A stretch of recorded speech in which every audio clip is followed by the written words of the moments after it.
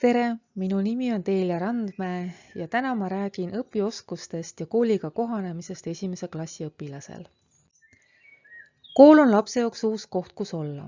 Lisaks asukohale on uued reeglid, normid ja kohustused, uued teemad, mida laps õpetajalt kuuleb, uus päevakava, teised söögi- ja mänguajad, uus õpetaja, kes mitte ainult ei näe välja teisiti, vaid ka suhtleb teisiti, uued kaaslased. Lapsel on abiks, kui tal on juba olemas sotsiaalsed oskused, näiteks oodata ära oma järjekord, kuulata teine inimene lõpuni. Lapsed oskavad kooli jõudes tihti juba numbreid ning kirjutada trükitähti. Need põhioskused aitavad üsna palju kaasa kooliga kohanemisele. Kooliga kohanemine võib kesta mitmest nädalast kuni mitme kuuni. Keskmiselt läheb kohanemiseks umbes 2 kuud. Siinkohal tasub meelde tuletada Maslow püramiidi. Selle kohaselt on inimesele oma täieliku potentsiaali avaldumiseks vajalik ennast tunda hästi teiste inimeste seltsis, olla enda üle uhke ning olla harmoonias iseenda ja keskkonnaga, tunda rahulolu. Inimese ajul on loomupärane kalduvus liikuda õnnetunde suunas. Neuroteadlane Steven Pinker on sügavuti uurinud aju evolutsiooni ja ütleb, et elu eest võitlemine, vabaduse ihalus ja õnneotsingud on osa meie DNA-st. Näiteks kui räägime füsioloogilistest vajadustest, siis tähtsal kohal on uni, millest räägin natuke veidi hiljem. Kui peres on keerulised olukorrad, siis on häiritud lapse turvatunde vajadus. Vanemate seisukohast võib olla see iseenesest mõistetav, et ema ja isa oma lapsi armastavad, kuid lapse vajadus on seda kuulda ja näha vanemate poolset siirast huvi oma tegevuste vastu. Siit edasi jõuame tunnustuse vajaduseni,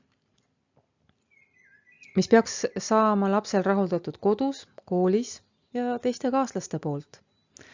Laps, kes on rahul sellega, mida ta teeb, tunneb, et ta teostab ennast. Nii et kui lapsel on midagi lahti mõne püramiidi osaga, siis võib eeldada, et on tavapärasest suuremaid raskusi ka kooliga kohanemisel. Kohanemise raskustest annavad märku lapse õpitulemused, käitumine, osalemine kooliga seotud üritustel, tegevustes, kuidas ta teistega läbi saab ja kuidas tajub teiste suhtumist. Vanemal on vajalik ja oluline jälgida lapse emotsionaalset seisundit, kas laps on ärritunum, ärevam, endasse tõmbunum, püsimatum kui tavaliselt, kas laps on rahul õppimisega. Nii et peamised indikaatorid lapse kohanemise kohta koolieluga oleks õpimotivatsioon, hea emotsionaalne tasakaal ja positiivne olek, hea kohanemine kooli reeglite ja korraldustega, positiivne suhtumine kooli, sobiv käitumine klassis ja vabal ajal. Kooliga kohanemise ajal võib laps kogeda pettumust, sest asjad ei pruugi olla nii, nagu ta ette kujutas. Koolielu võib tema jaoks olla liiga erinev kodusest või lasteaia omast. Laps võib kogeda ka kiusamist. Selliste juhtudega võib kaasneda vähenenud õpimotivatsioon, tahtmatus kooli minna, tähelepanu kergem hajumine, viitsimatus ja nii edasi. Koolikiusamise kahtluse korral tuleks kindlasti pöörduda kooli poole. Näiteks klassijuhataja, sotsiaalpedagoog, psühholoog.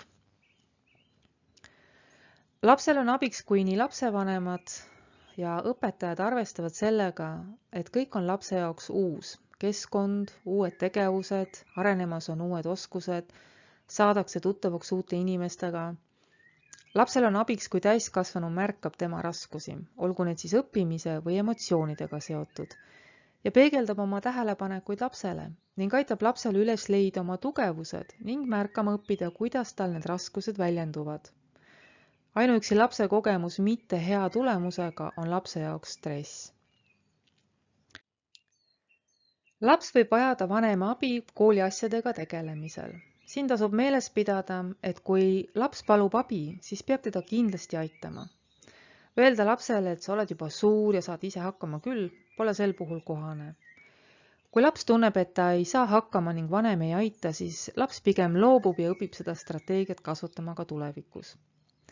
Soovitan vanemal oma lapsega läbi arutada, mida laps peab väga raskeks ja milles vajab täielikult täiskasvanu abi, milles osaliselt.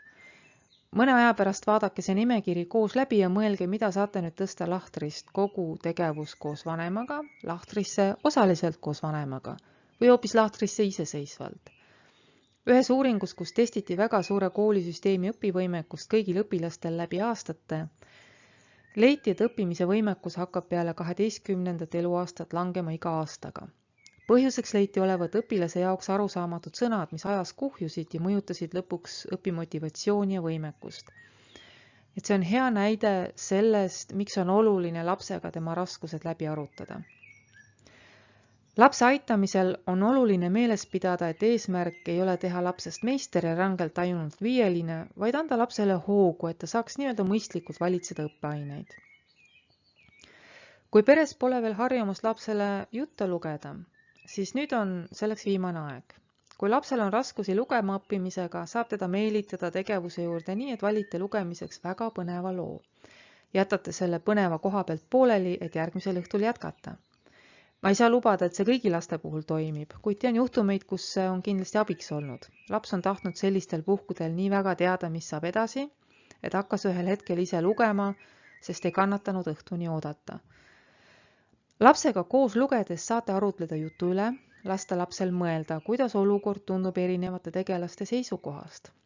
Arutlege võimalike teistsuguste lahenduskäikude üle, tegelaste iseloomude üle. Õpetage lapsele küsimuste küsimist ise neid esitades. Esitage võimalusel ka sellist küsimust nagu, kuidas ma saan seda kasutada päris elus.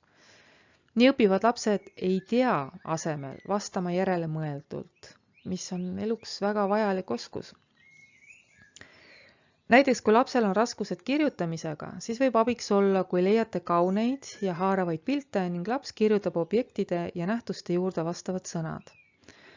Lapsevanem muidugi jälgib, et sõna oleks õigesti kirjutatud. Abiks võib olla seegi, kui laps saab ülesandeks iga päev kirjutada ümber oma lemmiklaulu sõnu või lõiku lemmikraamatust, mille teksti ta juba teab. Tegevus võib olla kas või 10 minutit päevas. Kindlasti on abiks, kui lapse õppimiseks mõeldud keskkond on võimalikult rahulik, väheste stiimulitega. See tähendab, et paljude asjadega toas võib ka lapsel olla raske keskenduda ja mõtteid õppimisel hoida. Ja organiseeritud, see tähendab, et erinevad õppevahendid on paigutatud kiiresti leitavalt ja eristatavalt. Oluline osa lapse kohanemises koolieluga on piisaval uneajal. Erinevad tööle, kooli või lasteaeda mineku kellaajad võivad probleemiks kujuneda eelkõige siis, kui lapsed on väikesed ja ühistranspordi kasutamine on probleemne. Näiteks peab ema varem tööle minema, lapsevanem ajab küll lapse õigel ajal üles, kuid väike põnn uinub peale ema lahkumist uuesti. Ja kui lisaks sellele käivad bussid selles piirkonnas iga tunni tagant ja laps peab veel ka 2 korda ümber istuma, ei jäägi vanematel muud üle, kui laps viia kooli ikkagi varasemaks ajaks. Vaatamata sellele, et tunnid pole veel alanud.